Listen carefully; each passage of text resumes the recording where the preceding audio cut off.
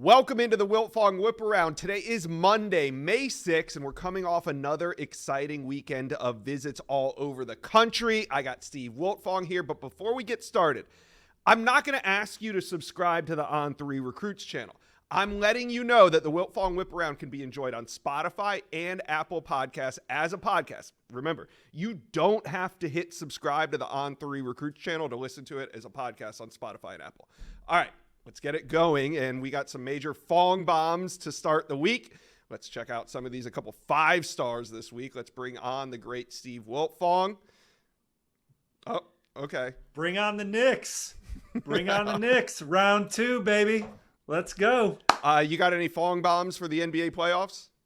Look, Pacers in 6. All right, there you have it, folks. Pacers in 6. Now, we're going to start here with some 5 stars. You got safety Jonas Williams, who has been trending heavily to Oklahoma, but Steve, you might have stemmed the tide there. What's going on with the Galveston, Texas #1 safety in America?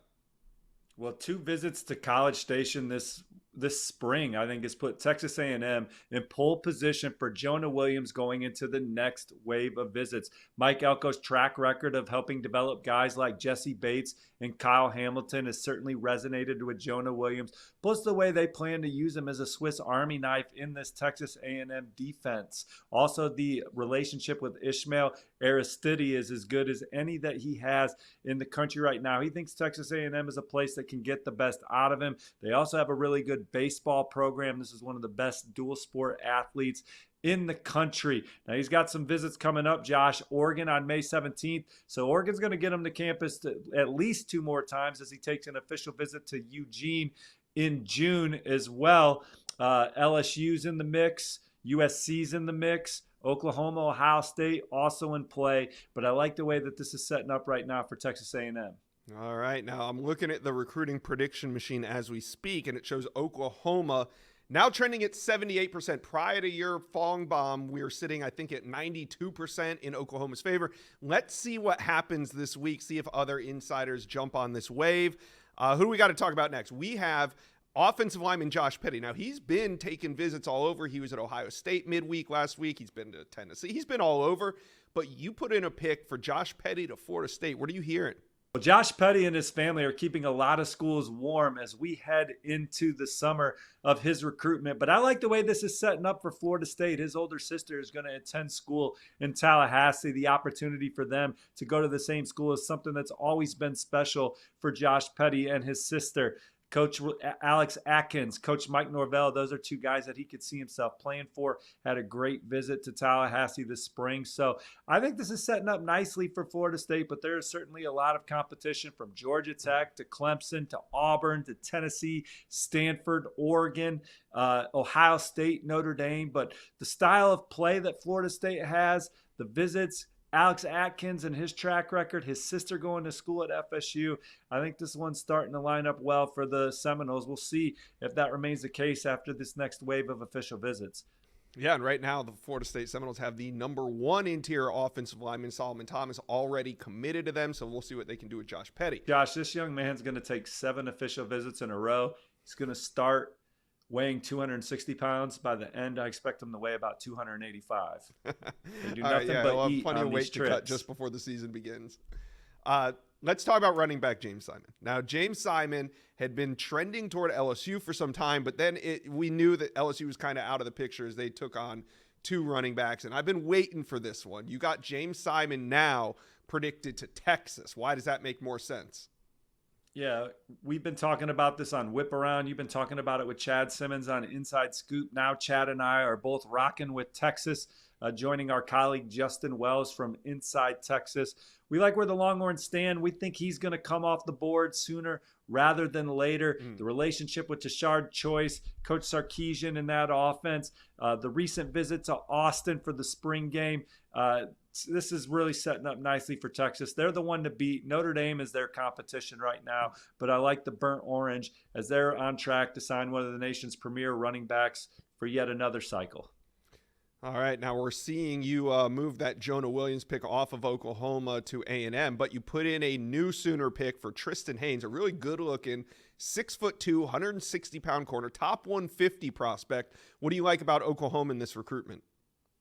Well, they've been on him the longest. They have the best relationship with him. He's been to Oklahoma's camp. He's had a chance to work with Coach Venables and Coach Valai in camp. I think that's something that's really resonated with him. And it's something that's made him a better player on Friday nights. I think he likes the proximity. He's got some teammates there.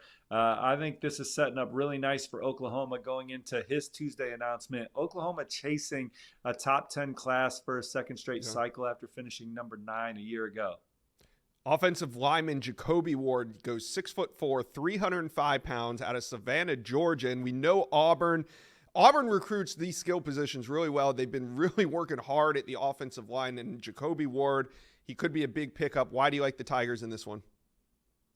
Well, talking to sources with knowledge of the recruitment, they say that Auburn is the team to beat. So my prediction joins Jeffrey Lee and Cole Pinkston of our Auburn site.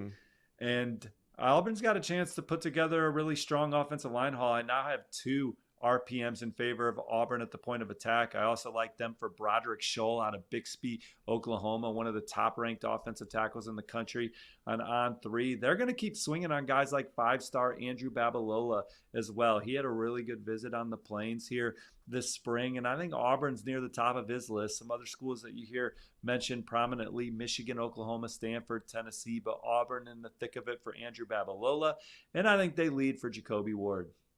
All right, last but not least on this list, we got quarterback TJ Lateef out of Orange, California, the number 25 ranked quarterback in the country.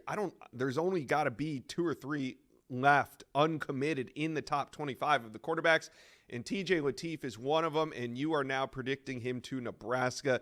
Steve, it feels like it's been trending this direction for like 6 or 8 weeks now. Well, history tells us some of those guys that are committed are going to be decommitting and heading elsewhere at some point in the cycle. TJ Lateef, you said he's our number 25th ranked quarterback in the country. He's number 1 in Lincoln on the board on Matt Rule and his staff's wish list. He's their favorite guy at the position. They've invested. They got him in town for the spring game. They're going to send coaches out to California during this period to continue putting the full court press on TJ Lateef. And I think that is resonating with him. And I like where Nebraska stands right now in this recruitment. All right, Steve, any other picks that we're close on? Any flip picks yet? You did mention some decommits, but any flip picks yet, or are we too early for that? Well, we're going to talk about a quarterback later in the show, Josh, that will certainly be on that kind of flip watch as he continues through his process. But I did log an RPM right before we got on the air. He was not on the list I sent you last night, but Jackson Lloyd, an on 300 offensive tackle out of Carmel High in California. Charles Power and Cody Belair love this young man. He is our number 1 ranked player in the Golden State. He's our number 29 player overall, number 6 offensive tackle. Multiple sources have indicated that Alabama is the team to beat. Now, there's some other programs certainly trying to change that from USC to Ohio State, but Alabama is the leader in the clubhouse right now, and they just got to get it to the finish line. All right, awesome, guys. Tap in with me. Let me know, how do we feel about this round of Fong Bombs? Which ones are going down? Comment section below. All right. Let's head to Columbus, where Ohio State, now we knew they were going to have some big visitors on campus, but we didn't know how big this weekend would be. Let's bring in Steve Wiltfong. We're going to talk Ohio State big visit weekend recap, and we'll start with the big dog himself, offensive tackle David Sanders, the number 1 offensive tackle in America. Steve, he made his first visit to Ohio State back in April, but he showed up this weekend on another unofficial. What does that mean for Ohio State's chances? Josh, this was actually his 3rd time on campus. He also made it last year. And I think Ohio State is becoming one of the front runners in this recruitment. He came on this trip with his 3 sisters, his parents, and his grandparents. They got in on Friday night, left on Sunday morning, got a chance to really get around this Ohio State program and get a sense for why they're so successful developing players, particularly offensive tackles like Paris Johnson. So a crash course on Ohio State's strength and conditioning program, getting around offensive line coach Justin Fry and Ryan Day, learning more about what Ohio State does schematically to make their offensive linemen play at a high level. And I think that he is a personality fit with Ohio State's locker room. It's a short flight up from Charlotte. You know, all the other programs that he's looking at are a short drive away from where he lives in ACC, SEC country. But Ohio State, they're going to get the last official visit as well, the weekend of June 21st. South Carolina got their official recently for the spring game. He's visited all his top schools this spring. That also includes Alabama, Georgia, Clemson, and Tennessee. Ohio State and Tennessee got 2 visits. I think on his last Tennessee visit, he got to shadow a player and see a day in the life of a Tennessee student. So he's really looking closely at those programs, and we'll see what happens on these official visits. I expect Georgia and Kirby Smart and them to continue ratcheting it up. There was a time where I liked where they stood. Certainly Clemson's the childhood favorite here, but Ohio State and Tennessee have momentum in this recruitment, so it'll be exciting to see what happens after these official visits. And Josh, Ohio State, they're trying to sign an elite offensive line class. They have the number 1 haul in the country overall. One of the jewels of that class is Carter Lowe, an in-state offensive tackle. I think Ohio State also leads for 4-star offensive lineman Javon McFadden, so I may be predicting that one soon. And then Andrew Stargell from Chad Simmons' neck of the woods, Roswell, Georgia. He's going to visit at the end of the week this week, and Ohio State's certainly in the top 3 there, if not already in pole position before he gets on campus. All right, well, you're talking elite offensive line class. We know they already have an elite DB class, and probably hands down the best DB class right now in the country. Trey McNutt, though, the safety, 5-star safety from in-state, was on campus over the weekend, and I'd say back in January, I was already penciling Trey McNutt into this Ohio State Buckeye class, but they've been filling up. We know they got Fahim Delaney also on the board, but Trey McNutt shows up this weekend for another unofficial visit. How do you see this Ohio State DB class in regards to Trey McNutt playing out?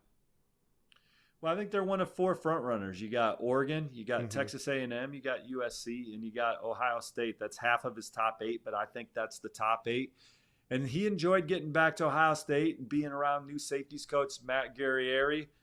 Coach Tim Walton is someone that he's got a long-time rapport with. And any question that he answered about Ohio State, he kept going back to the same point. The way that Ohio State develops their players, the way they develop their DBs. He wants to go to the NFL. So he sees Ohio State as a program that can fast-track him to playing on Sundays. Obviously, it's in-state. He knows a lot of guys in that locker room. He's been following the Buckeyes for a long time. But Ohio State's really going to have to battle to keep him home. I think he had a great visit to Oregon earlier this spring. I think that was a tone-setting visit. He was even recently down at Florida. But Texas A&M could land the top 2 safeties in the country. I like them for Jonas Williams as of today, and they're one of the front runners for McNutt here. So we'll see. But Ohio State getting them back on campus, they'll get them for an official visit and go from there. All right. Now, a couple pair of teammates from the South showed up. Edge Zion Grady and defensive lineman Malik Autry. Autry's committed to Auburn. Zion Grady was formerly committed to Alabama, decommitted in the wake of the Nick Saban retirement. Now, when you hear about Zion Grady and Malik Autry, well, Malik committed to Auburn, but they're entertaining the schools in the South. I mean, for Zion Grady, it's Georgia, it's Florida State, it's Miami. Autry's committed to Auburn. What do you think of this visit? Does Ohio State have a shot to pull them?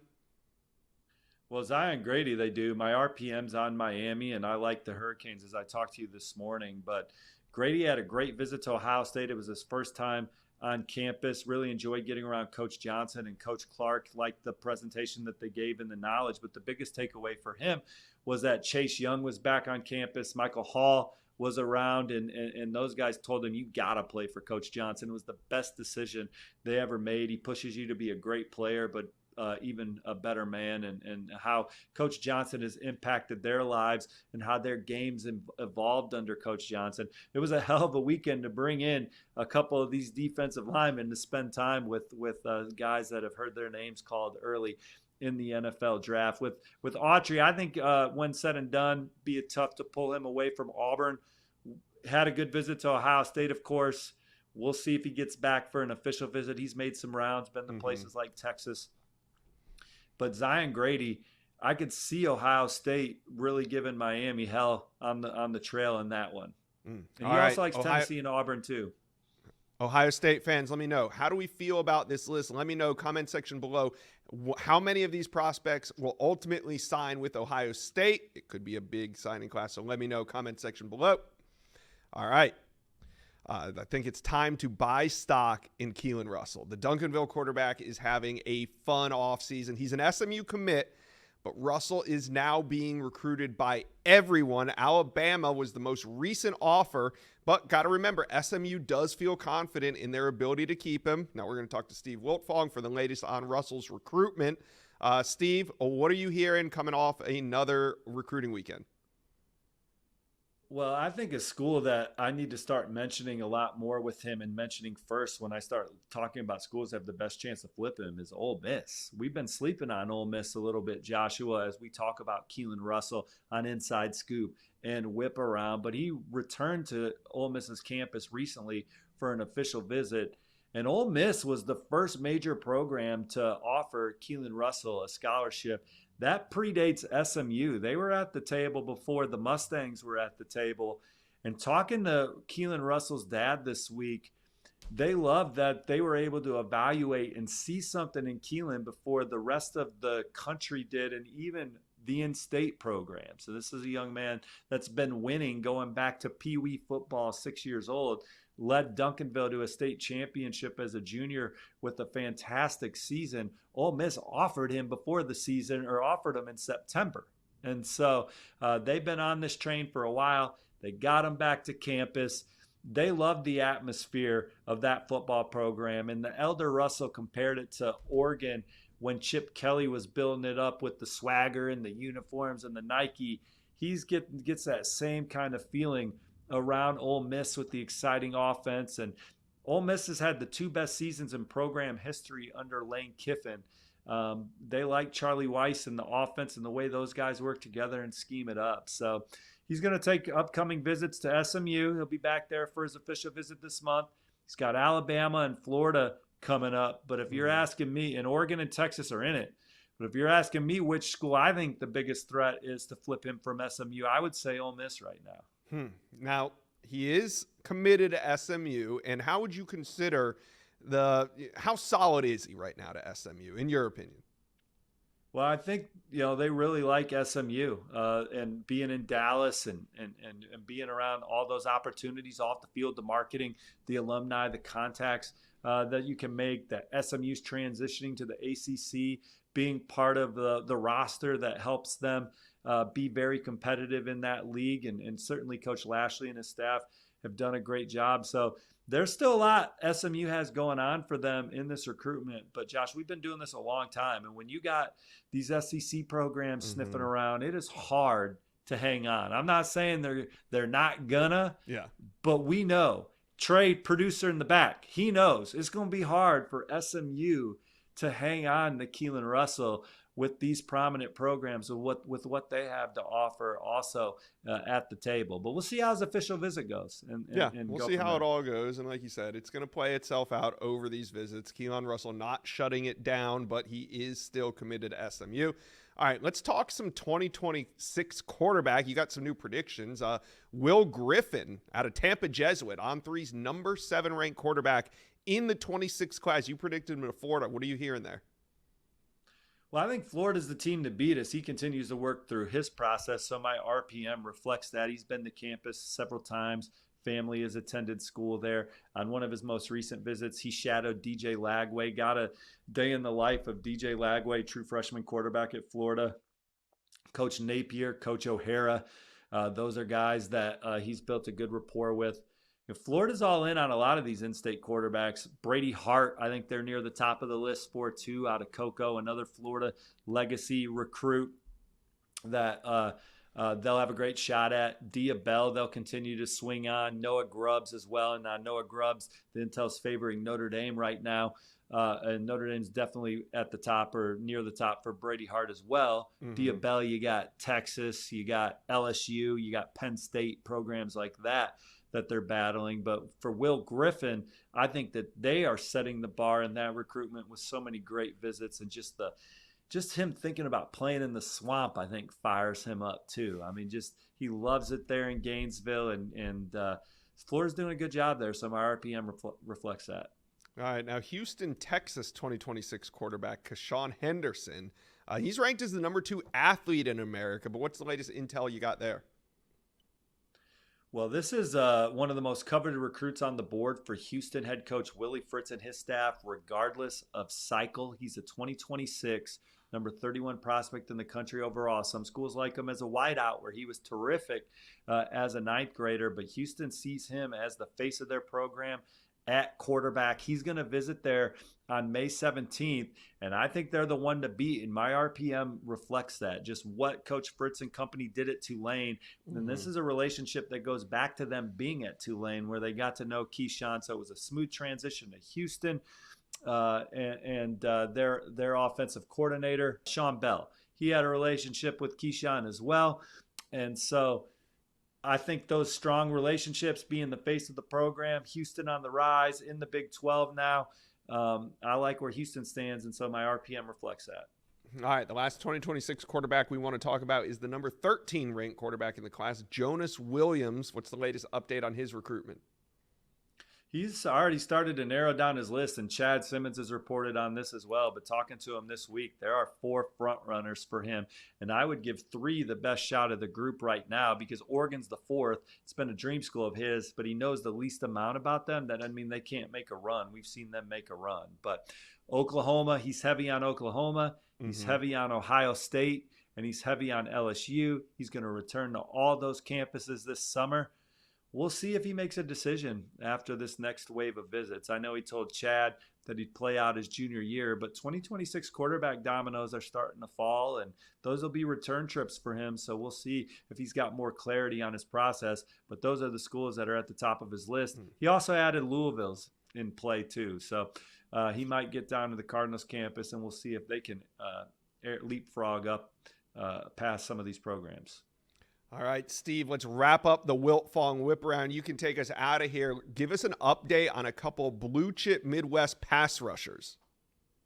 Before I do that, I just want everybody to go over to www.roback.com and let me save you 20% if you're a first-time buyer. Use the coupon STEVE at www.roback.com, coupon STEVE.